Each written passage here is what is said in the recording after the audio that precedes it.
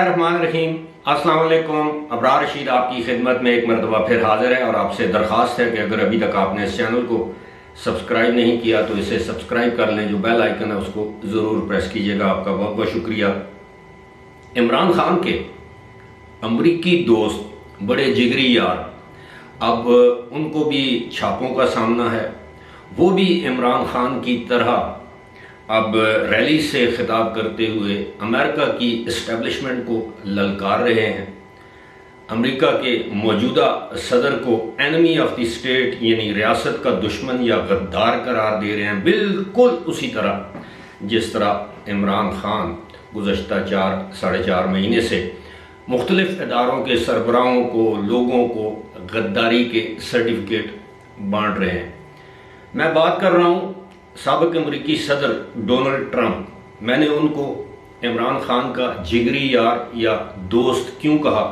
हाल ही में एक इंटरव्यू में इमरान खान के एक और जिगरी दोस्त जुल्फी बुखारी ने इस बात का दावा किया है कि जब भी कोई कॉमन फ्रेंड के ज़रिए या सदर ट्रंप के साथ कोई फ़ोन पर बात होती है, मैसेजेस एक्सचेंज होते हैं, तो सबसे पहले वो पूछते हैं कि हाउ इज़ माई फ्रेंड, यानी इमरान खान मेरे दोस्त का क्या हाल है। और आपको ये भी याद होगा कि जब इमरान खान वाइट हाउस में डोनाल्ड ट्रंप से मिले तो उस वक्त उन्होंने कहा था कि Imran Khan is my great friend, बहुत अच्छा अजीम दोस्त।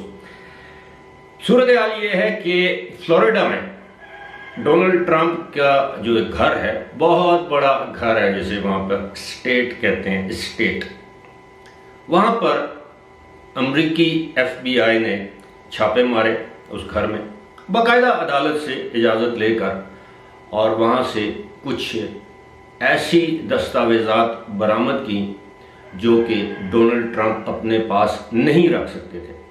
कहा यह जा रहा है कि 8,000 के करीब दस्तावेज़ात वहाँ से बरामद हुई, जिनमें मुतअद्दिद ऐसी दस्तावेज़ात थीं जो कि टॉप सीक्रेट थीं, फिर दूसरी कैटेगरी सीक्रेट, और फिर तीसरी कैटेगरी कॉन्फिडेंशियल। और ये जो 3 कैटेगरीज की जो दस्तावेज़ात हैं वो डोनाल्ड ट्रंप ओहदा सदारत छोड़ने के बाद अपने पास रखने के मिजाज नहीं थे।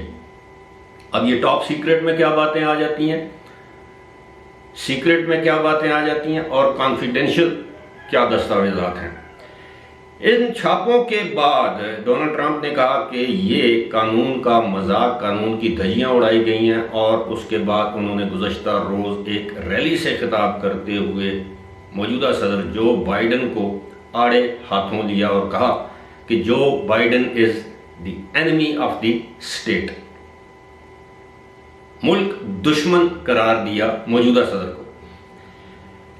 आपको याद होगा कि जब डोनाल्ड ट्रंप इलेक्शन हारे तो उन्होंने कहा कि धांधली का इल्ज़ाम लगाया, और उन्होंने कहा कि मुझे धांधली के ज़रिए इलेक्शन हरवाया गया है, और वो इन नताइज को नहीं मानते। इस वक्त डोनाल्ड ट्रंप को मुख्तलिफ मुकदमात का सामना है, और कुछ लोगों का ये मानना है कि अगर बर वक्त उन मुकदमात का फैसला हो जाता है तो डोनाल्ड ट्रंप को कैद की सज़ा भी हो सकती है।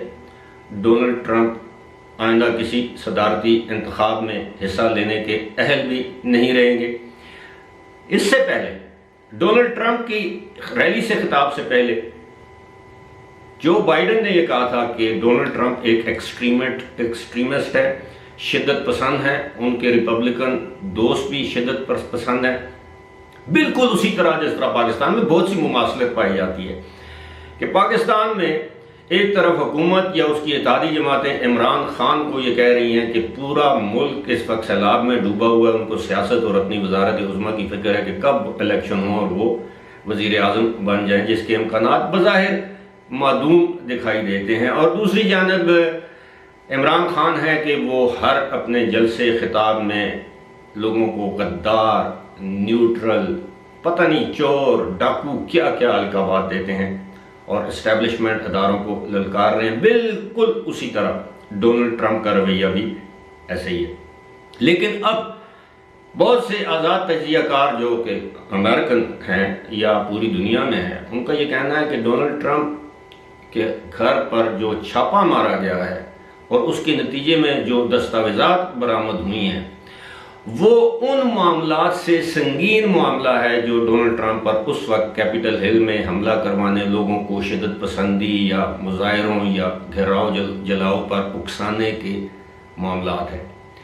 आपको ये बताता चलूं कि अमेरिका में इंसाइटमेंट टू वायलेंस एक बहुत बड़ा जुर्म है, बल्कि पूरी दुनिया में इसको जुर्म तस्वर किया जाता है, बहुत बड़ा जुर्म, कि इसके नतीजे में बहुत सी हलाकतें हो सकती हैं, इसके नतीजे में लोगों में नफरतें बढ़ सकती हैं। अमेरिका में भी अब सोसाइटी बिल्कुल उसी तरह पोलराइज्ड है जिस तरह पाकिस्तान में है।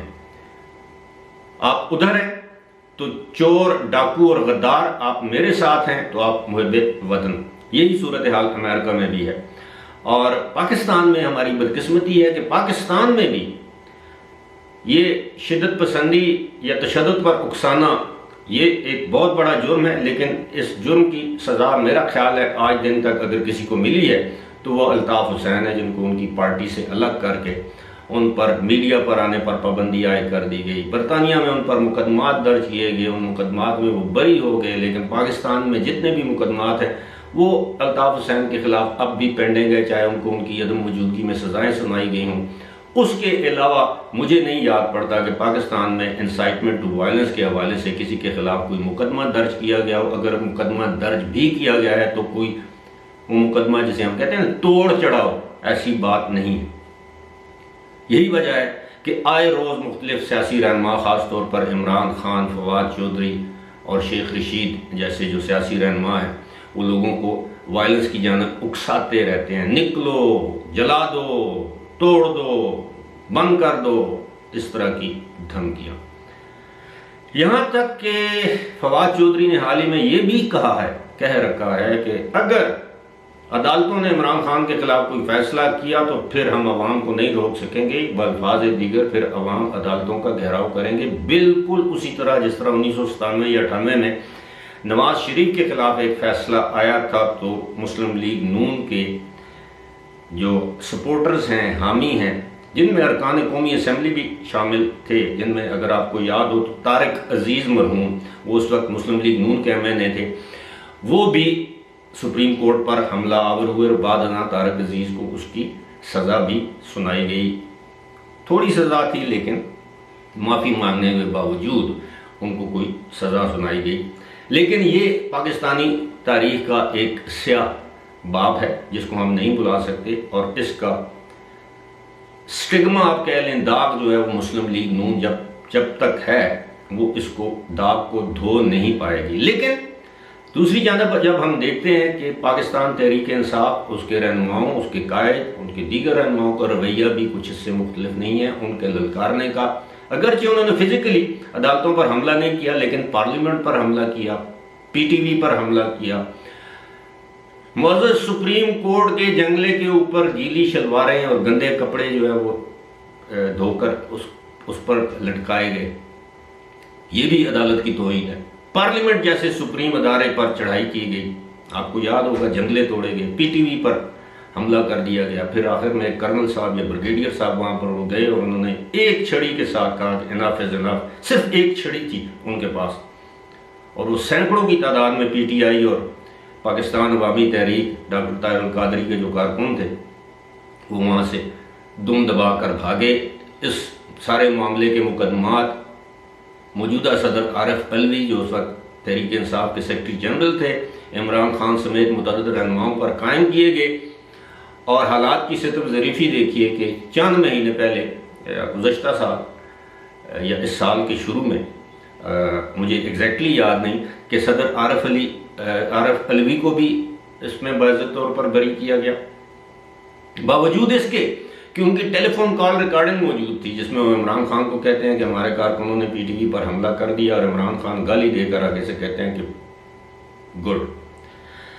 अब उसमें इमरान खान को बरी कर दिया गया, दीगर जो रहनुमा थे उनको बरी कर दिया गया। तो पाकिस्तान में इंसाफ के साथ ये खिलवाड़ जारी है। लेकिन इमरान खान के दोस्त जो इस वक्त मुश्किल में है, जिनका नाम डोनाल्ड ट्रंप है, वहाँ का कानून, अमेरिका का कानून ये नहीं देखता कि सामने सदर है कि साबिक सदर है, वो बड़ा बिजनेसमैन है या छोटा शख्स है। वहाँ कानून यकसा सबके लिए। आपको याद होगा वहाँ की पार्लियामान और वहाँ की अदालतों ने किस तरह वो जो हमारे एक सदर थे, हमारे नहीं अमेरिका के सदर थे बिल क्लिंटन, वो मोनिका लेविंस्की वाला केस आपको याद है, किस तरह अदालत में उनको तलब किया गया, किस तरह उनकी जो कांग्रेस है उसमें उनको बुलाकर एक लिहाज से रुस्वा जलील किया गया। तो वहाँ का कानून डिफरेंट है। तो इसलिए मैं कह रहा था कि अब इमरान खान के जो अमरीकी दोस्त हैं वो भी बिल्कुल उसी तरह इमरान खान की तरह अब मुकदमात की जद में, नर्वे में, शिकंजे में आ रहे हैं। और इसी तरह जिस तरह इमरान खान पाकिस्तान में गद्दारी के सर्टिफिकेट्स बांट रहे हैं, डोनाल्ड ट्रंप भी मौजूदा अमरीकी सदर और वहाँ की इस्टेब्लिशमेंट को ललकारते हुए कहते हैं कि they are enemy of the state. फिलहाल इसी के साथ मुझे दीजिए इजाज़त। खुदा हाफिज़।